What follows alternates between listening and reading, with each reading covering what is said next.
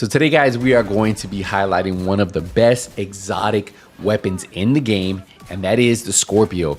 Now, we're going to be using it with a build that I think a lot of you guys might find pretty good to use and very familiar, but with some tweaks to it because of the talents that we got in Title Update 18. So as you guys are seeing in this gameplay, you guys can play this either in solo or in group play. I'm actually doing some heroic content here, and then we also go into some countdown. So you'll see gameplay for both of those. But before we go into the build, I did want to highlight a couple things as you guys are seeing some gameplay. We are currently running 3 blues, 3 reds, and I feel like the damage plus the survivability is there. Obviously, at 3 blues, we don't have a ton of armor, but we still have enough to survive. And if you play this build smart, the armor on kill that you're getting back will keep you up. So overall, this weapon will do everything you need it to do. And if you want to face tank those hunters, you can do that 100% with this build and with this weapon. And as you're seeing right here, I'm right in the front, face tanking this hunter, just not letting him do anything, taking him out, and it was that easy.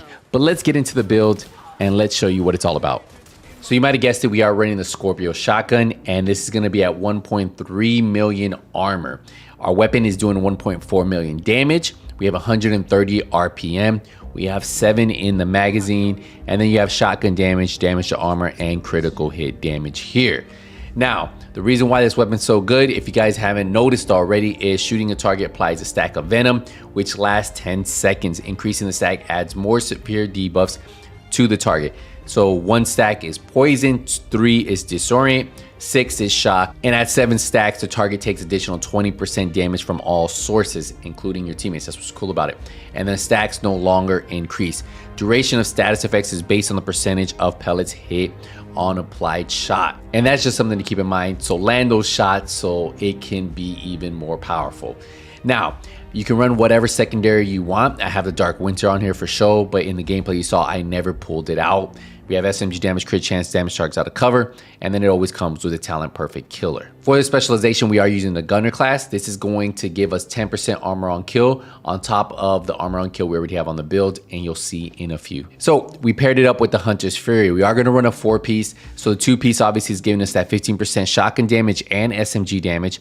The 3-piece is giving us that 20% armor on kill, and that's what I was talking about. You remember, we're getting 10% from the gunner class and then 10% from, well, 20% from the 3-piece. Now the 4-piece is where this build shines, and all of you guys probably know by now, enemies within 15 meters, they receive a debuff, which is going to amplify your weapon damage against them by 20%. Now killing a debuff enemy with your weapon disorients other enemies within 5 meters, and then it amplifies weapon damage by 5% for 10 seconds, but that could be up to 5 times. So that could be up to amplified damage of 25% on top of the 20%.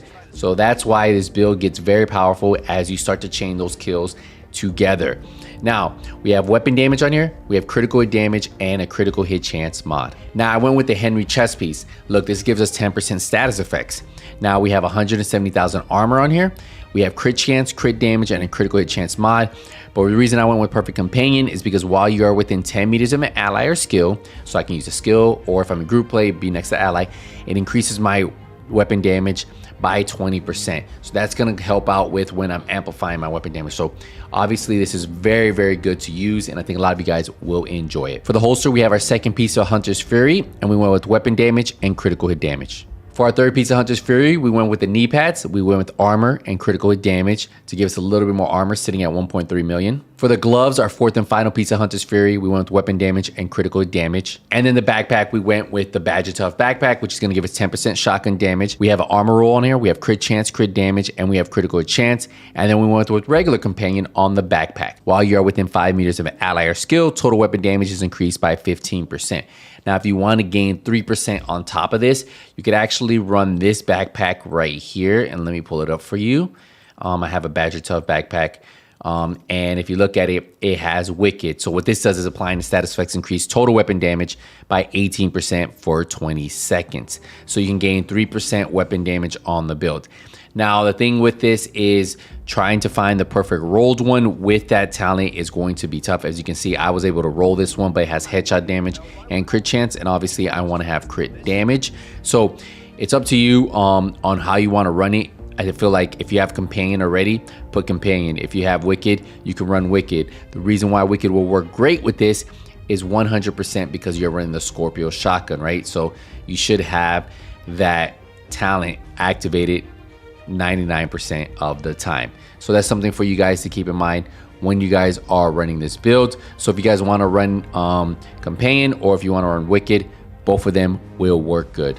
So for the skills, we are running the Seeker Mines, and this is going to help keep Companion up, so it's really up to you. And then we have the Banshee Pulse, which you can use with the Gunner class, or if you just want to be on the safe side, you can run a Defender Drone.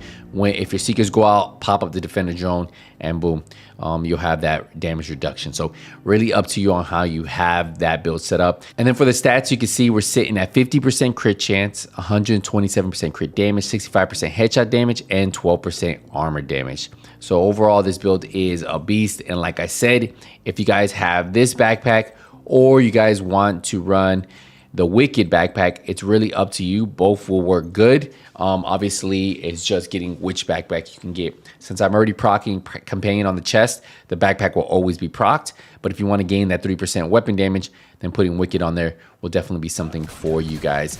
I think that one might be a little bit better just because you can keep it up almost all the time. And if for some reason you don't have somebody near you or you don't have a skill, you should still have that damage from Companion pretty much right there from Wicked. So really up to you guys on how you guys want to run the build. But yeah, that's it. I'll see you guys in the next one. Hey, nothing but skills out. Take it easy, everybody.